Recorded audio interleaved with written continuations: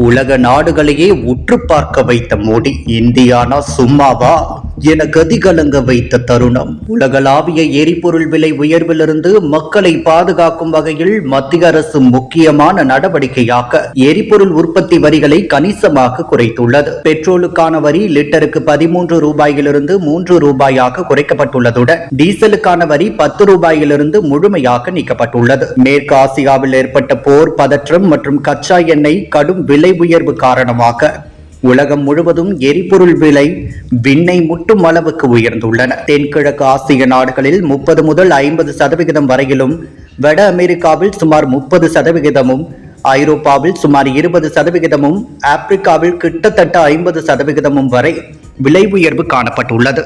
இந்நிலையில் இந்தியா ஒரு விதிவிலக்காக திகழ்கிறது என்றுதான் சொல்ல வேண்டும். இந்தியா இந்த உலகளாவிய பிரச்சனைகளை எதிர்கொண்டு வரும் நிலையில் அதன் சுமையை மக்களிடம் மாற்றாமல் பிரதமர் மோடி தலைமையிலான மத்திய அரசு தானே ஏற்றுக்கொள்ளும் முடிவை எடுத்துள்ளது. எவ்வளவு பெரிய சுமையை மக்கள் மீது திணிக்காமல் இருப்பது அசாத்திய திறமை என்றுதான் சொல்ல வேண்டும். இந்த நடவடிக்கை எண்ணெய் நிறுவனங்களின் அழுத்தத்தை குறைப்பதோடு பொதுமக்களுக்கு கூடுதல் சுமை ஏற்படாமல் இருப்பதை உறுதி செய்துள்ளது. வருவாய் குறைவு ஏற்பட்டாலும் அரசு மக்களின் நலனையே முன்னிலைப்படுத்தியுள்ளது. ரஷ்யா உக்ரைன் மோதல் துவங்கியதிலிருந்து உலகளாவிய விலை அதிர்ச்சிகளிலிருந்து மக்களை பாதுகாக்கும் தனது நிலைப்பாட்டை தொடர்ந்து கடைபிடித்து வரும் நிலையில் ஈரான், அமெரிக்கா, இஸ்ரேல் போரிலும் அதனை இந்திய அரசு பின்பற்றி வருவது பெரிய விஷயமாக உலக நாடுகள் பார்க்கின்றன.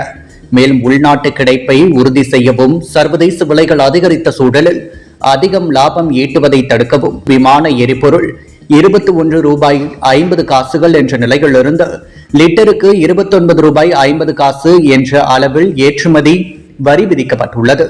சவாலான உலகளாவிய சூழ்நிலைகளில் பொருளாதார நிலைத்தன்மையையும் மக்களின் நலனையும் முன்னிலைப்படுத்தும் உறுதியை இந்திய அரசு உலக நாடுகள் சற்றும் எதிர்பாராத வகையில் தைரியமான மற்றும் தகுந்த நேரத்தில் முடிவெடுத்து இந்திய அரசு காய் நகர்த்தி வருவது உலக நாடுகளை உற்று நோக்க வைத்துள்ளது என்றுதான் சொல்ல வேண்டும்.